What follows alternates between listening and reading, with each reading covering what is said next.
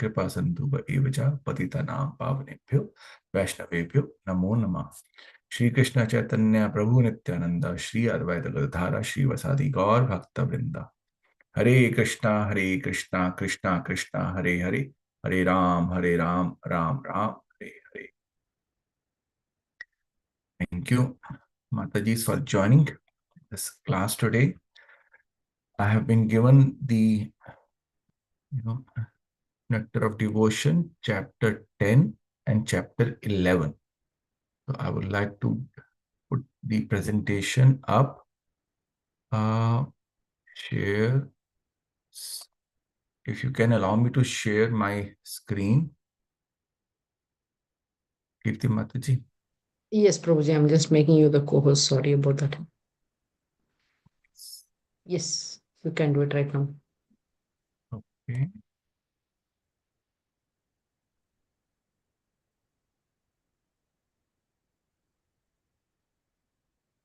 You able to, Prabhuji? Yes, Mataji. Okay, yeah, we can see your screen. Yeah.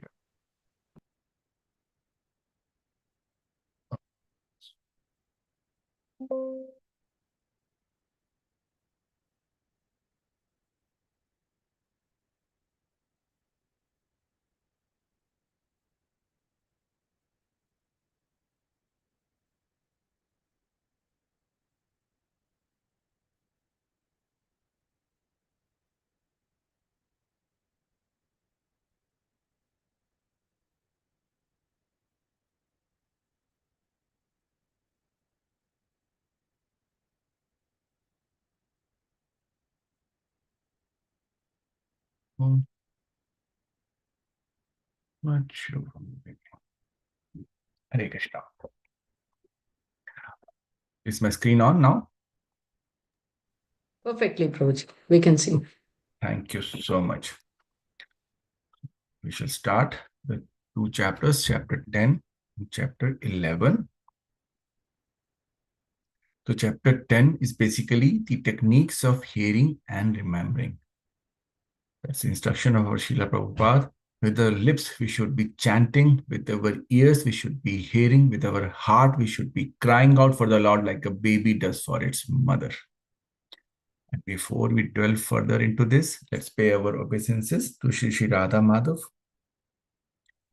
And I also pay obeisances to my Diksha Guru, His Holiness Bhakti Mark Swami Maharaj, to my Siksha Guru, Prem Kishori Mataji, and to my parents who have given me the values so that I can sit in front of you and say some nice things about the holy name. I really pray that the nice words, right words come out of my mouth. And if I'm telling things to you, to all my fellow classmates who know much more than me, but I request you to bless me so that I can do proper service. Hare Krishna.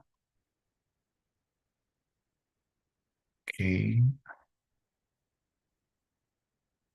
Now,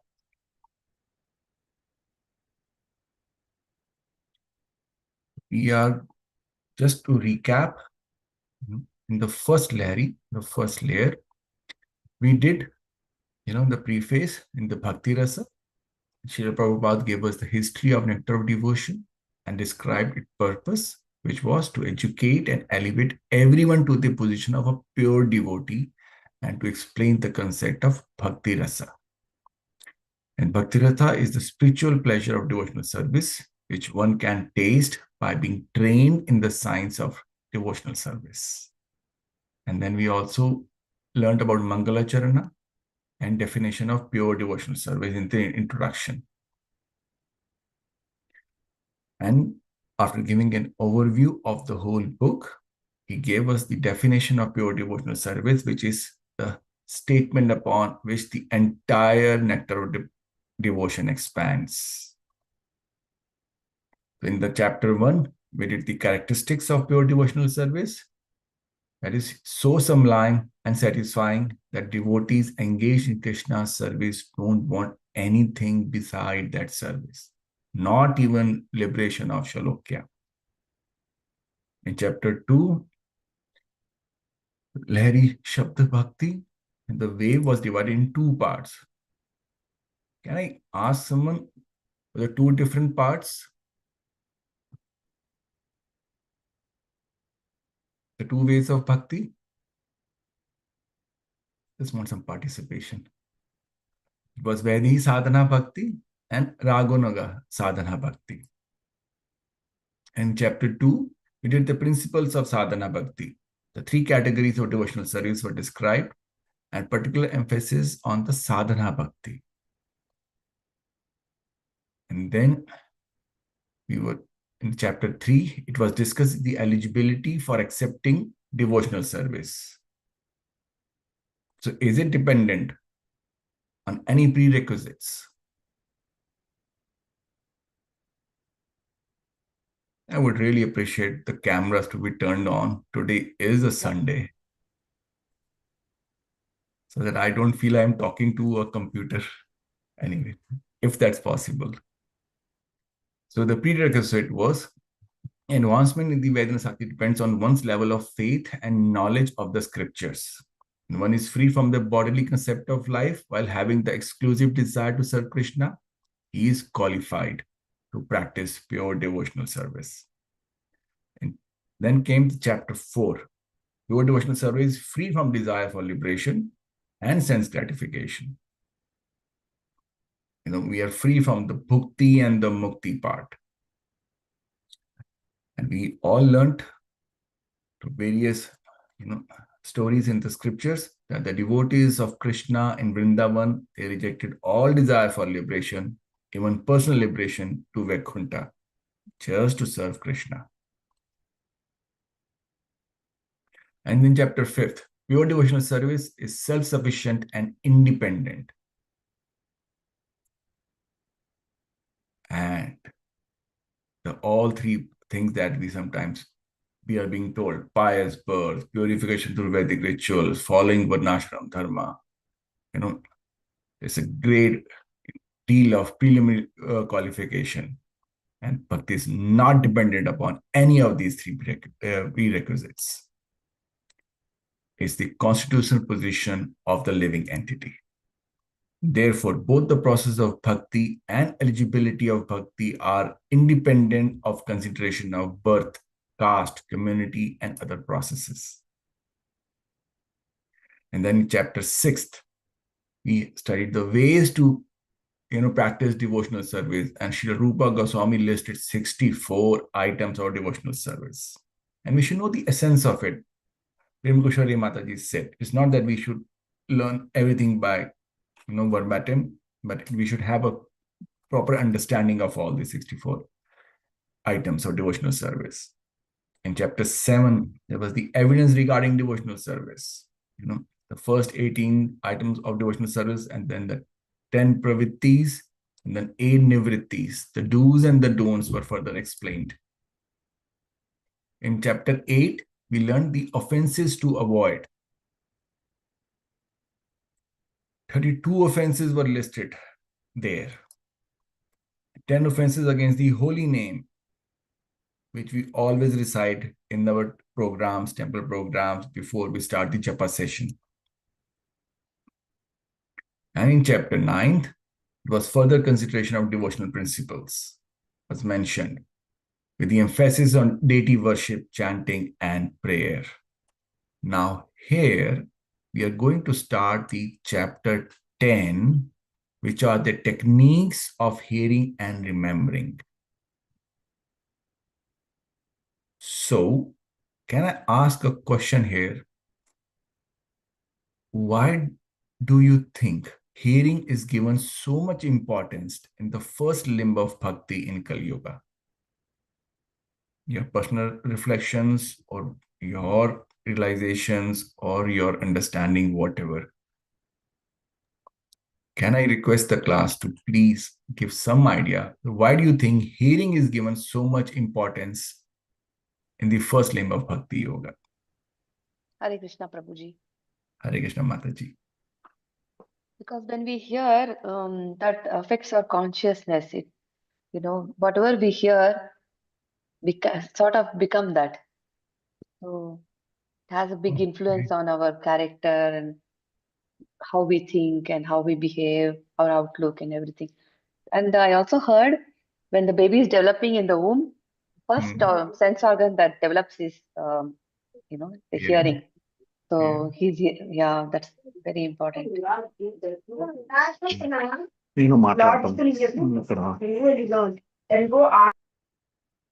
Okay, thank you so much, Mataji. That's very nice. Yes, we all know the story of Abhimanyu. Yeah. There's so many references in our Shastras, in Bhagavad Gita, when we talk about, in Shlokas 7.1, Sri Bhagwan Vacha, it's Krishna said, now here, tat shrinu, maya sakta mana partha, yogam yunjan mad ashraya, ashyam samagram mam, yatha gyansu tat shrinu. Now hear, O son of Pritha, how by practicing yoga in full consciousness of me, with mind attached to me, you can know me in full, free from doubt. You are so right. The beginning of Krishna consciousness and devotional service is hearing.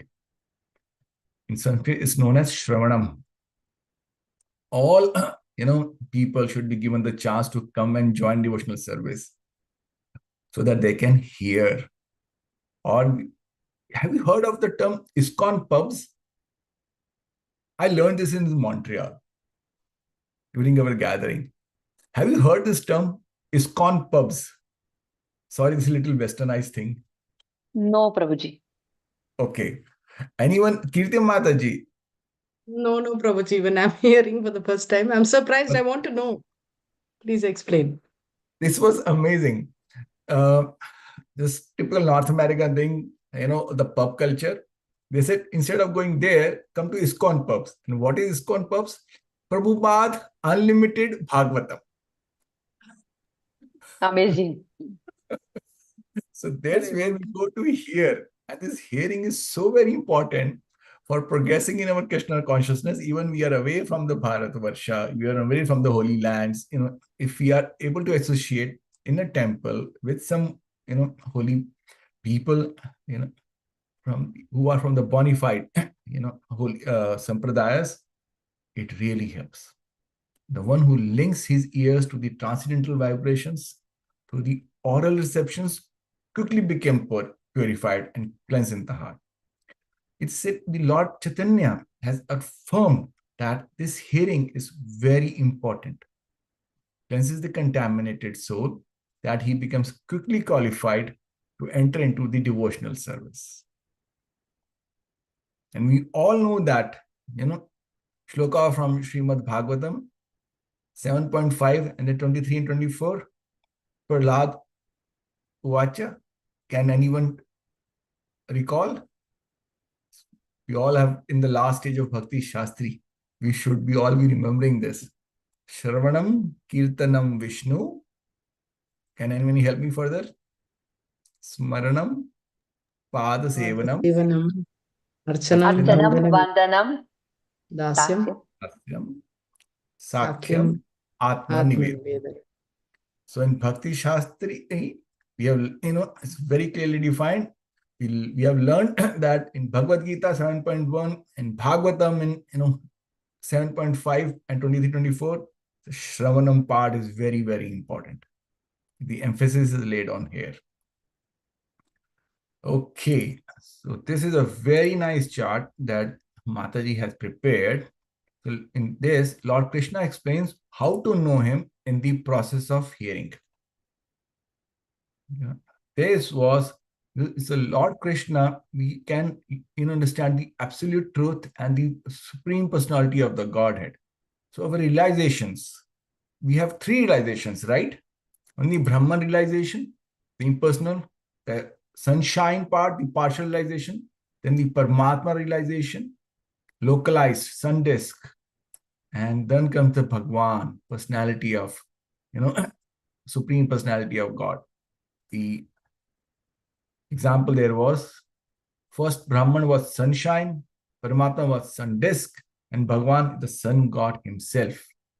just to us to understand the difference between the three.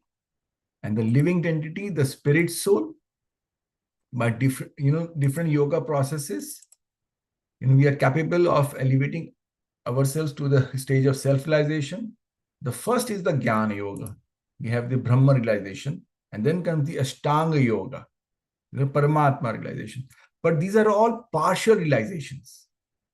The main thing comes here in the Bhakti Yoga, where we really able to concentrate and focus on mind on Krishna. And then, we engage in the 9 processes of devotional service, which begins from hearing, like we just learned about from the shloka. And then by constant hearing of the Lord, purifies our heart. And thus we develop transcendental knowledge. And with this transcendental knowledge, we become fixed in devotional service. And then we become free from the moods of passion and ignorance and lust and greed. Our impurities are wiped, and then we are situated in pure goodness. And then we become the devotional service, we understand the signs of Krishna perfectly when we live in the devotional service. And that we are able to complete the knowledge of absolute truth. So in Garuda Purana, the stress of hearing is very, expressed very nicely. It is stated, the state of the conditioned life in material world, it just is like that of a man, like unconscious, having bitten by a snake. This is a very nice analogy when I was, reading through the Nectar of Devotion. They said, it's like our state is, we are like unconscious here, having been bitten by a snake. And this is because both such unconscious states can be ended by the sound of mantra. When a man is, snake bitten, he does not die immediately, but first he becomes unconscious and mean in a comatose condition. Anyone who is in the material world is also sleeping, and he is ignorant of his actual self or his actual duty and his relationship with God. So material life means that one is bitten by a snake of Maya, illusion, and thus without Krishna consciousness, we are almost dead. Now the so-called dead man bitten by a snake can be brought back to life by the chanting of some mantra. There are expert chanters of this mantra who can perform this feat, Srila Prabhupada said. Similarly, one can be brought back to Krishna consciousness from the deadly unconscious state of material life by hearing the Maha Mantra, Hare Krishna, Krishna Krishna, Hare Hare, Hare Ram, Ram Ram, Hare Hare. This hearing of it has also been proved scientifically. Have you heard about the water crystal experiments by a Japanese scientist, Masaru Emoto? Just a little curious. Yes, Have you heard Prabhuji. about it? Heard, no? Yes. Excellent. Yes. Yeah. Would you like to, someone would like to tell the what he did about the hearing part? He spoke few words. Whenever he said something very beautiful, like something positive, the patterns that turned out were very beautiful. And when he said something very harsh, not so pleasant, it was looking very disturbed. Then he found out later, it froze into something else. Wonderful. What he did was, he had two, separate jars. And in one jar of water, he wrote very bad things, curses. He was shouting at them, saying unpleasant words, very bad towards that water, very bad vibrations he was giving to that jar. On the other jar, he was speaking very nice words, praising, beautiful, kind, loving. And he did that. And after that, he froze it and he examined them in the under the microscope. To the jar that he was speaking very, not so kind words, they were all having very, different shapes, asymmetrical, no beauty at all. But when he did the microscopic examination of the other jar, where he was speaking very loving, kind words, they were also beautiful crystals, very nicely shaped, loving to see them.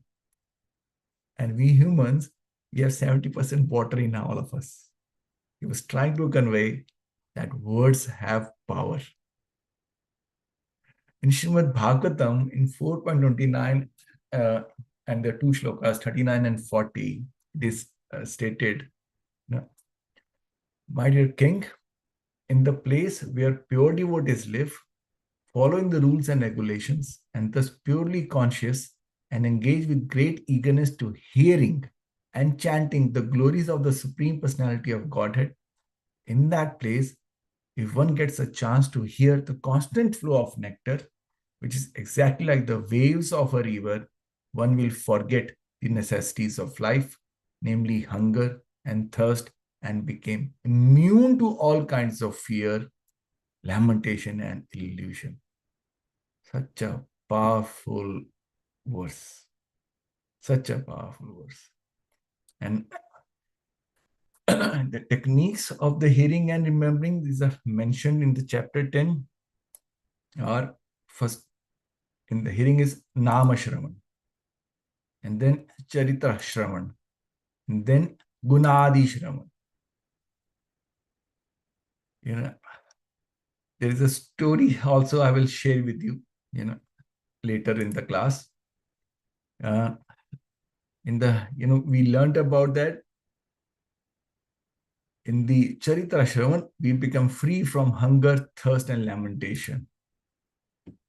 And the nectar gives youthfulness, vitality, intoxication. And simply by hearing, we are given spiritual vigor. And when we hear the gun, the qualities of the Lord, it gives all inauspiciousness in the heart. This was the hearing part. And then there are a few more things mentioned in chapter 10. After hearing, it's expecting the Lord's mercy, remembrance, and meditation. And we should dwell upon these three things as well. So we're talking about we expecting the Lord's mercy. I give you something. We were in Muscat, and there was one acharya who came from Jagannath Puri. He was giving Bhagavatam class, and after few shlokas, regularly he was saying, "Jo mile so acha, jo nahi mile so bahut acha." That was the Mahamantra that he gave us. Whatever we get is good, and what we don't get is very good. And it is such a deep meaning. It's like what we are accepting reactions as the mercy of the Lord.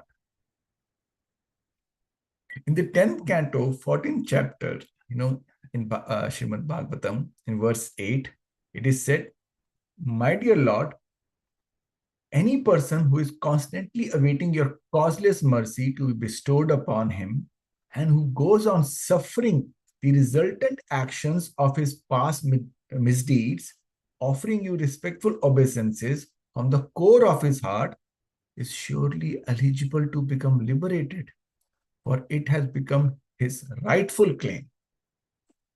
This statement of Srimad Bhagavatam should be the guide of all of us devotees. A devotee should not expect immediate relief from the reactions of his past misdeeds. Nope.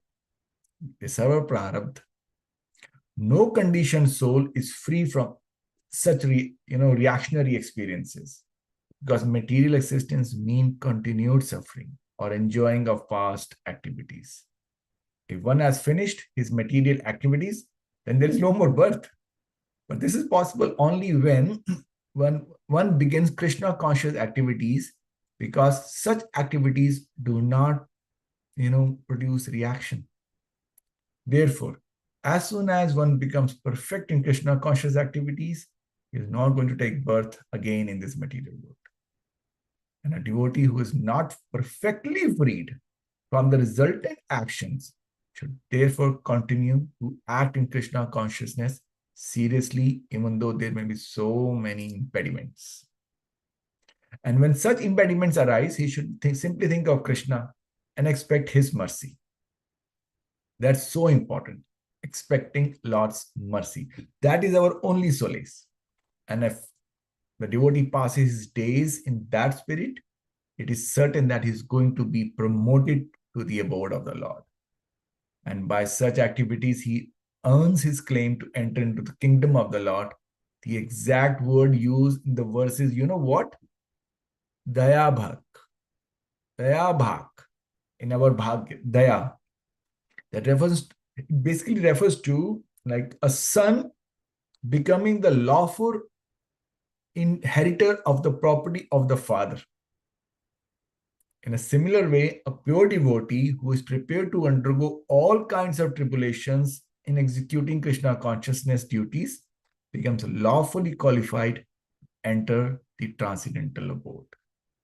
So this is what, is practicing Krishna consciousness even in adverse situations. The first thing we have, which I have witnessed and many devotees have mentioned, when we have any adverse situation, the first thing that we forego is our chanting. Come what may, chanting is our life breath. That we should not, forgive. We always have to ensure we do minimum of our 16 rounds, come what may. And moving forward, we have other two things, remembrance and meditation.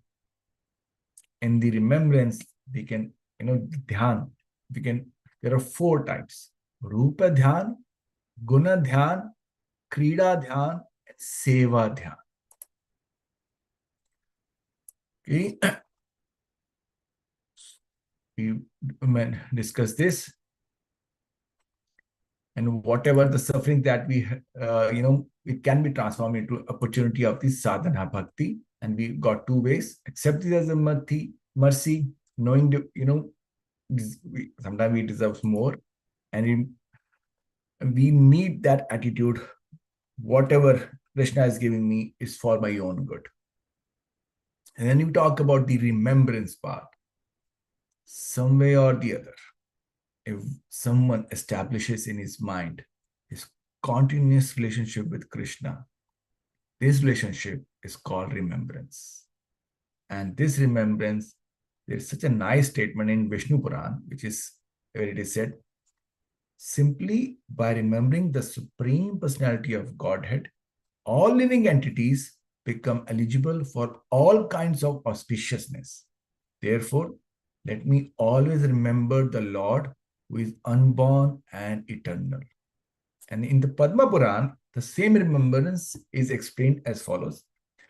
Let me offer my respectful obeisances unto the Supreme Lord Krishna, because if someone remembers him, either at the time of death or during his span of life, he becomes freed from all sinful reactions. Our scriptures have very, very clearly defined this. So we are eligible for all kinds of auspiciousness and we become freed from all sinful reactions.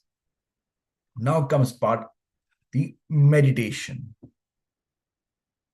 To meditate means to engage our mind in thinking of the form of the Lord, the qualities of the Lord, like we just mentioned, the activities of the Lord, or the service of the Lord. Rupa Dhyanam, Krishna's form. Guna Dhyan, that's the qualities. Krida Dhyan, that is the activities. And the Seva Dhyan, service to Krishna. In the Narasimha Puran, there is a statement about meditation on the form of the Lord. It is said there, focusing on the lotus feet of the Supreme Personality of Godhead has been accepted as transcendental and beyond the experience of material pain and pleasure. By such meditation, even one who is grossly miscreant can be delivered from sinful reactions of his life. Wow. And in the Vishnu Dharma, there is a statement about meditation on the transcendental qualities of the Lord. Rupa Dhyan we discussed in the Guna Dhyan.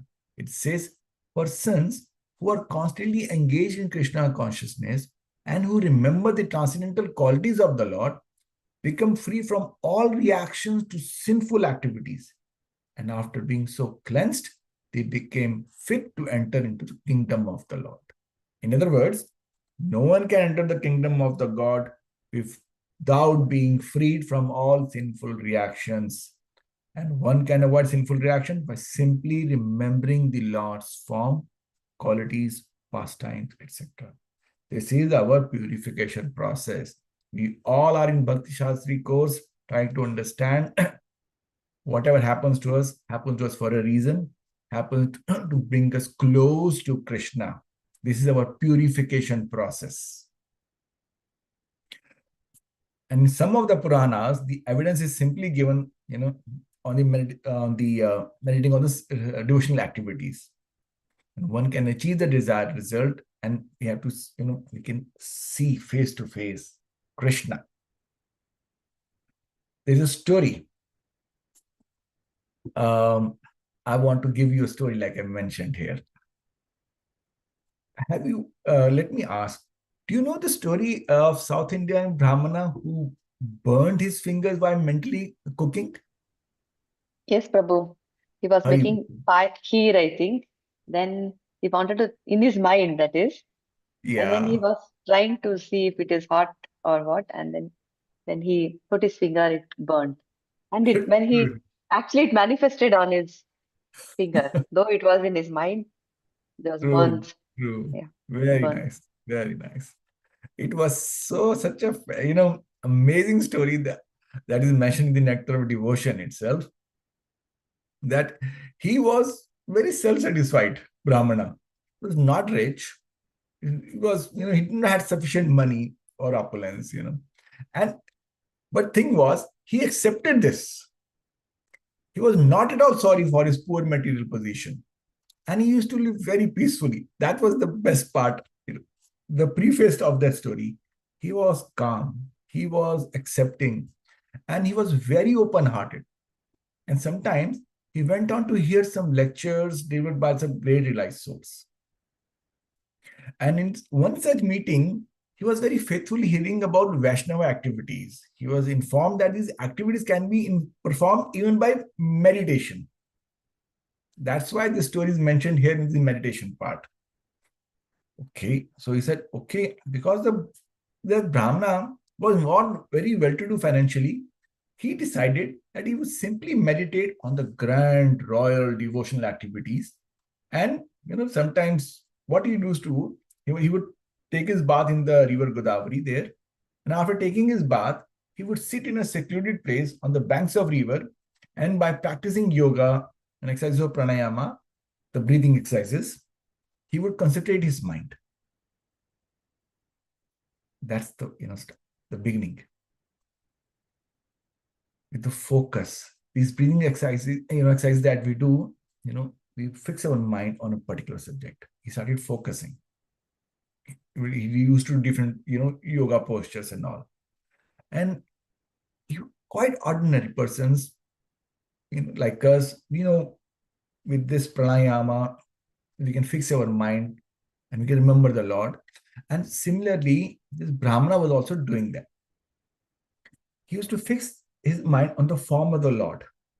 In his meditation, he started imagining that he was dressing the Lord very nicely, with nice ornaments, with all the paraphernalia. And in his mind, he offered respectful obeisances by bowing down before the Lord. After finishing the dressing, he began to imagine that he was cleaning the temple very nicely.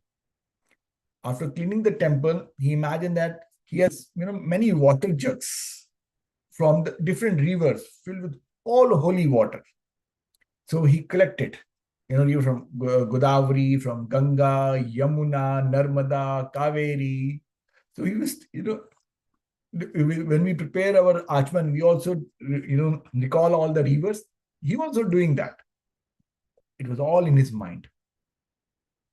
And he was doing the mantra chanting also. So after that, he, in his mind, he collected the flowers, fruits, incense, and the sandalwood pulp as well. He collected everything to place before the deity. And he offered arati.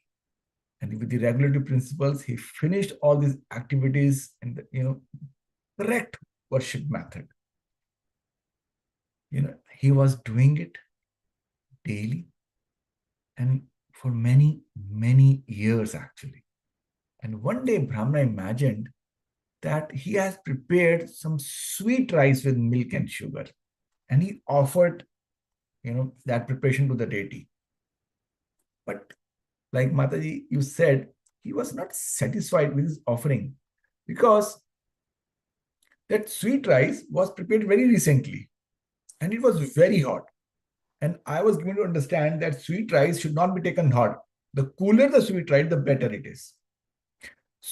So the Brahmana, he wanted to touch it so that he knows that it was fit for eating by the Lord. So as soon as he, put his finger, it was immediately burnt by the heat of the pot. And in this way, his meditation broke. Now, after that, when he looked at his finger, he saw it was actually burnt. And he was wondering in astonishment, how could this have happened? Because he was simply meditating on touching this hot sweet rice. He never thought his finger would actually become burnt. And it's mentioned, while he was thinking like this, in Vaikuntha, Lord Narayana, seated with the, goddess of fortune, Lakshmi Mataji, began to smile. And on seeing this smiling, of the Lord, Lakshmi ji asked, yeah, she was very curious. Why are you smiling? The Lord did not reply to her inquisitiveness, but he immediately sent for the Brahmana. The airplane sent from Vaikuntha immediately brought the Brahmana to Narayana's presence. When the Brahmana was thus present before the Lord and the goddess of fortune, Lakshmi, the Lord explained the whole story to her. The Brahmana was then fortunate enough to get an eternal place in Vaikuntha in this association of Lord and Lakshmi ji. And this is how Lord is all pervading, in spite of his being locally situated in his abode. Although Lord was present in Vaikuntha, he is present also in the heart of the Brahmana when he was meditating on the worshipping processes. Have you all seen a not recent video of Gopal Krishna Maharaj, when even in his last days, he was, while lying down on the bed, he was still offering arti. Have you seen that? Yes, Prabhu, I saw the video because his hands were moving. Yes. In his mind, he was doing that arti.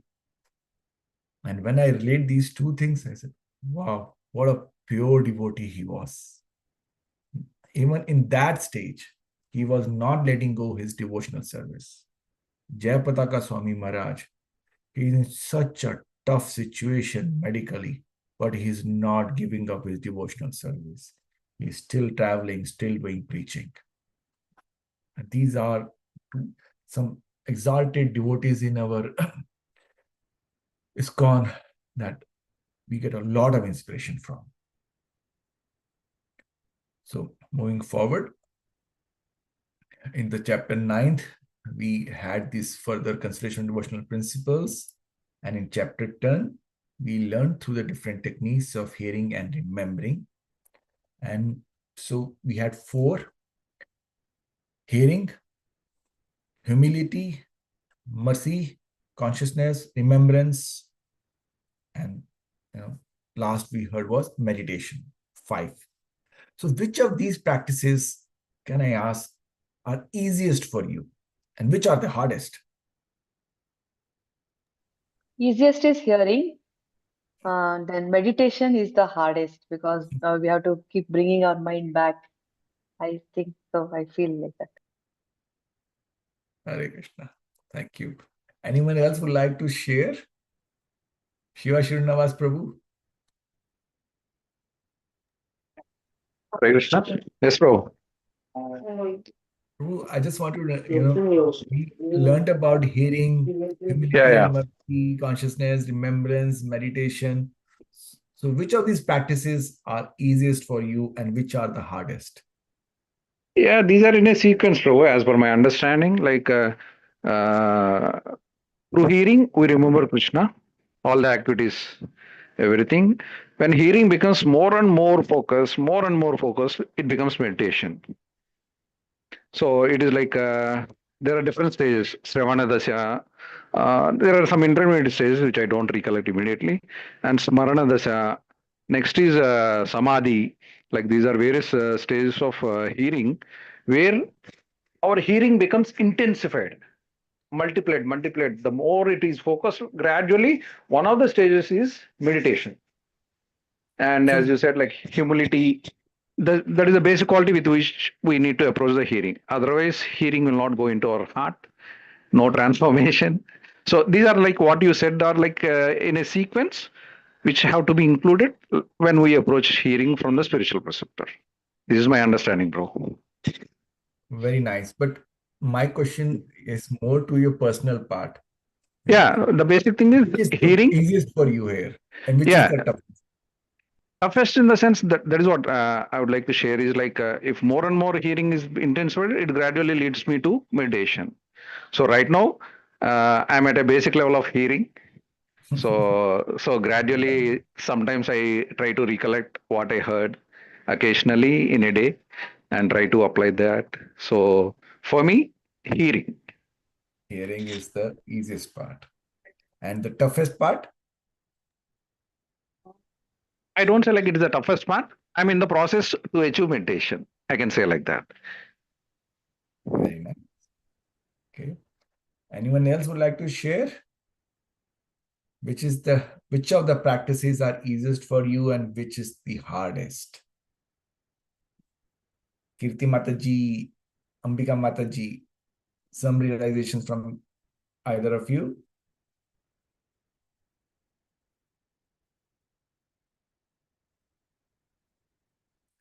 I think they're already in meditation state. Hare Krishna. Okay, moving forward. We are going to discuss now chapter 11, which are the aspects of the transcendental service. So number 1 here comes servitorship. So in the opinion of the karmis or fruity workers, offering the results of karma is called servitorship. But according to the Vaishnava acharyas like Rupa Goswami, servitorship means constant engagement in some kind of service to the Lord. Constant engagement, constant. In the Sakanda Puran, it is said that those who are attached to ritualistic activities, the 4 orders of social life and the 4 orders of spiritual life are considered devotees. But when devotees are actually engaged in offering service to the Lord directly, these must be Bhagavatas or pure devotees. And those who are engaged in fruitive activities, prescribed duties, we are, according to the 4 orders of the social and spiritual life, are not actually pure devotees.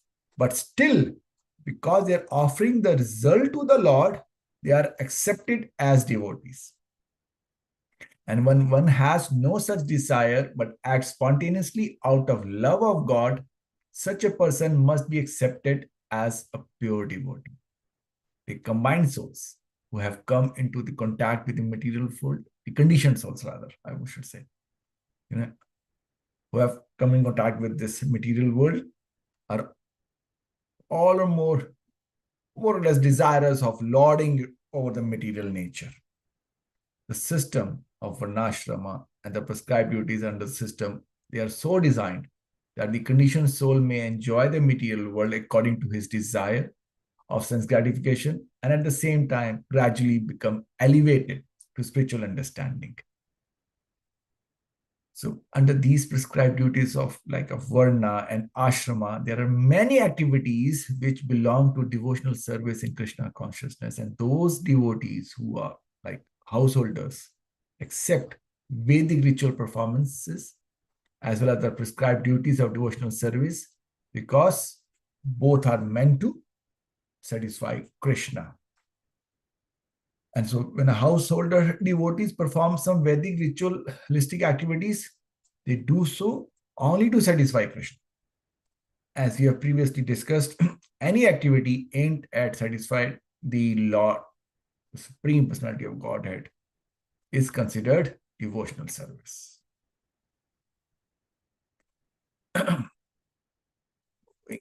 Forward, the aspects that, dasyam, and there are all these aspects mentioned here.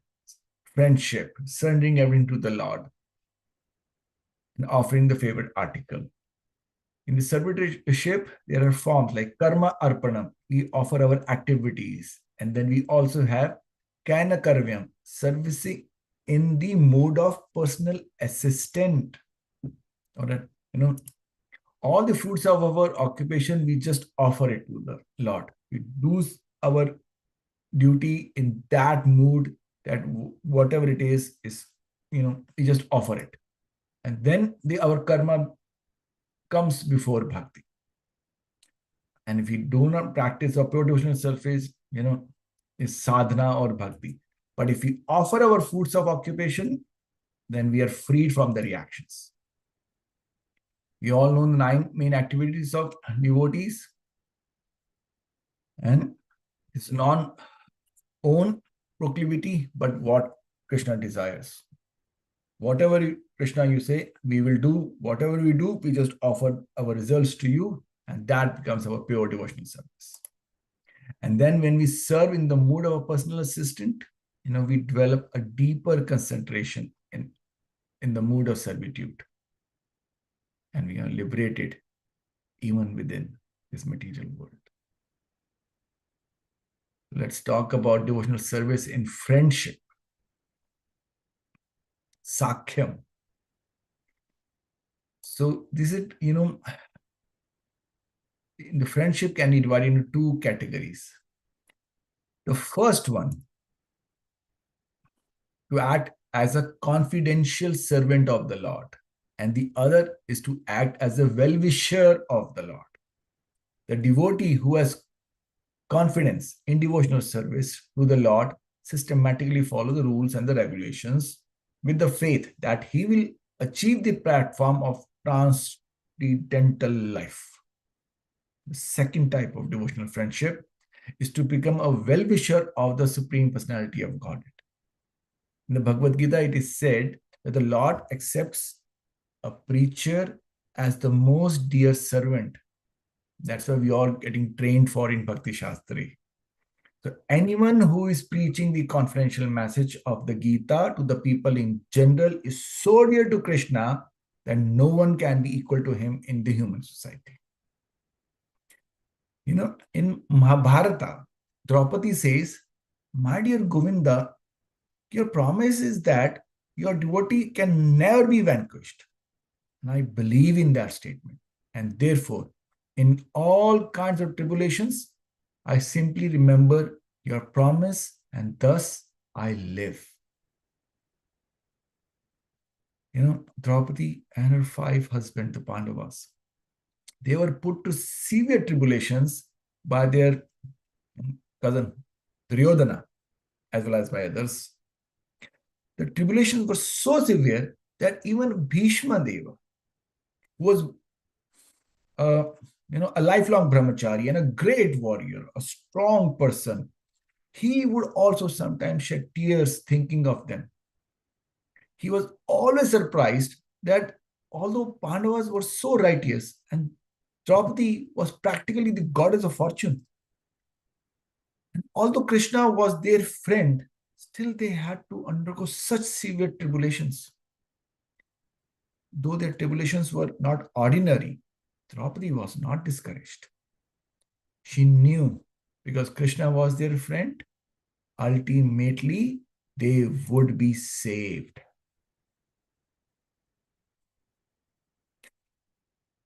They would be saved, you know.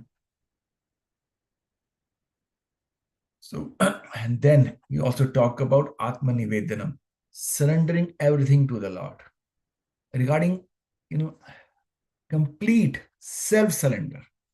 There's a nice description, very nice description in the 11th canto of Srimad Bhagavatam, the 29th chapter, verse 34, which the Lord says, a person who has completely surrendered unto me and completely given up all other activities is protected by me personally, both in this life and in the next. In other words, I wish to help him become more and more advanced in spiritual life. Such a person is to be understood as having already achieved, me. Equal opponences with the Supreme. Sastri. It is also confirmed in Bhagavad Gita that as soon as a person surrenders unto the lotus feet of the Krishna, Krishna takes charge of him and gives him the guarantee of protection from all sinful reactions. And he also instructs from within that the devotee may very quickly make more advancement to the spiritual perfection.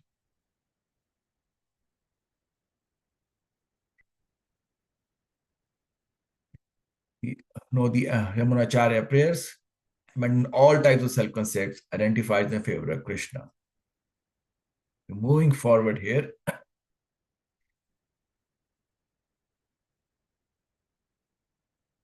this is the concept that I was going to talk about.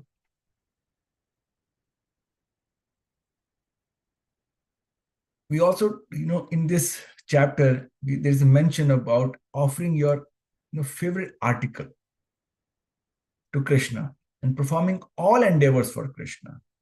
This self-surrender is called Atma Nivedana. And according, to the different authorities, self is differently defined. Self is sometimes considered as a spirit soul, spirit self, or sometimes self is considered as the mind or to the body. Full self-surrender, therefore, means not only surrendering oneself as a spirit soul, but also surrendering one's mind and body to the service of the Lord. Shri Bhaktivinoda Thakur, he has sung a very nice song in this connection. While offering himself as fully surrendered soul, he said, my mind, my household affairs, my body, whatever is in my possession, my dear Lord, I offer to you for your service. Now you do with them as you like. You are the supreme processor of everything. And if you like, you can kill me. And if you like, you can give me protection. All authority belongs to you. I have nothing to claim as my own. Nothing to claim. So being a surrender school, Sharnagrati, there is a mention of renunciation, taking shelter in the refuge of a superior. And in this, Lord Narasimha Dev is also stated, mentioning, I will always protect you in the Narasimha Purana. Bhagavad Gita, Krishna says, I will protect you if you surrender unto me. And there's a mention of serving Tulsi plant as well. By seeing, praying, boring, hearing, and doing our chanting in front of Tulsi plant is all auspicious. Now, I have a question here again before I end this class. For me, it's always a challenge. And I seek your guidance here. So I would appreciate if Kirti Mataji and Ambika Mataji put some light here. how to balance household responsibilities and full surrender, and how to convert daily business dealings into devotional service. This is a question I sometimes struggle. In chapter 11, it is very nicely mentioned from your personal experiences. Please share how you balance your household responsibilities and the full surrender part, and how you to convert daily businesses dealings into devotional service. Hare Krishna.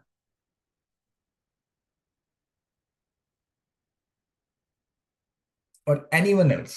Rupa Mataji, Shiva Srinivas Prabhu. Prabhuji, waking up early, that's the best thing. Like we see 4:30 is the Mangalarti. So by attending Mangalarti at 4:30, that means we have to wake up at least by 4 or 3:45. So we Correct. wake up early, we can, we have a lot of time for ourselves. So we start our day, it's like more like me time, where you can chant, you can read, you can see the Mangalarti for half an hour and go for a walk also. So household responsibilities start a little, like, breakfast and all start after 6 a.m. So we have 3-4 hours, 2 hours at least minimum. So that way, if we start early, it helps. And again, in the night, when everybody's quiet, we get some time for ourselves. During the day, whatever we cook, like Prabhupada says, we are Krishnatarians. So if we offer it to Krishna, if we're chanting, then somehow, whenever there is time, hear Prabhupada or keep playing his kirtans. Best thing. It can keep on playing, nobody can say anything. Nobody says no to devotional songs actually. So that way it is easy. Wow. You are living in a very nice environment, Mataji. Wonderful. Shiva Srinivas Prabhu. Trying Prabhu. Thank you. Yes, wonderful, wonderful. Hare Krishna Prabhu, you wanted to say something? Yeah, regarding like generally what makes me think is like, why am I doing this? Purpose. That brings whole thing to the instructions which I have received or Prabhupada has said. Prabhupada, as Mataji said, like the morning program which Prabhupada has set up. Like, what is the purpose? Yeah, it's not a mechanical way, it's a heart process, like for his pleasure, for the spiritual master pleasure, I am doing. So next question comes, then how should I do? It is not mind absent and body present. So then how should I do? So everything falls from that particular question. Like the purpose of doing is for his pleasure. Then how he will be pleased? With full attention, with rapt attention. So then how should I chant? With rapt attention, in a humble mode, prayerful mode. Then occupational duty. When it comes to occupational duty, one same question. What is the purpose? It's not my manager or the peers for the representation. That will be gifted automatically when I'm doing for the pleasure of Guru and Krishna.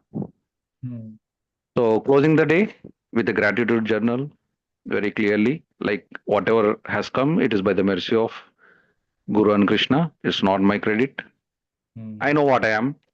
So the whole credit goes to Guru and Krishna. So, and be humble. And test will be there to spike our pride. So immediately there will be, what you say, backlash also will be there. Firebacks will be there so that this purpose is again reminded so that I'm on the track. So this is how I try to do. And by the mercy of spiritual master and the spiritual preceptors, I'm able to follow like this. Very well. Spiritual gratitude journal. That is nice. That is very nice.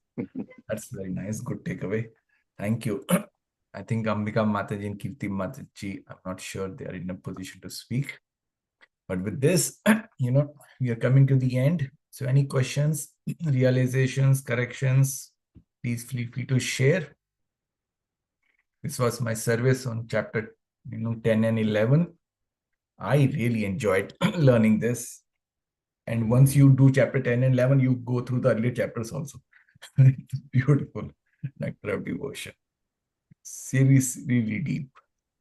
Yeah. Yes. So I would like to share one understanding regarding this. Please. Yeah, generally it is said like preparing rabdi, like hearing.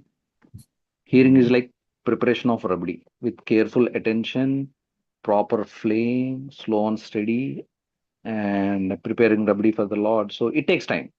Hmm.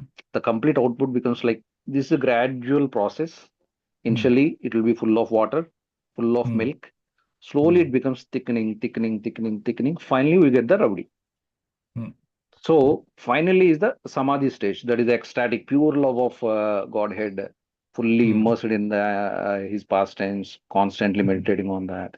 So, these are different stages. Like in 1.5, in NOD only, it is mentioned like Sravana Dasha, Varana Dasha, Smana Dasha, Bhavapannas Dasha, Prema Sampatti Dasha. These are like 5 stages of our consciousness, gradually elevating through starting with hearing, how it gets intensified.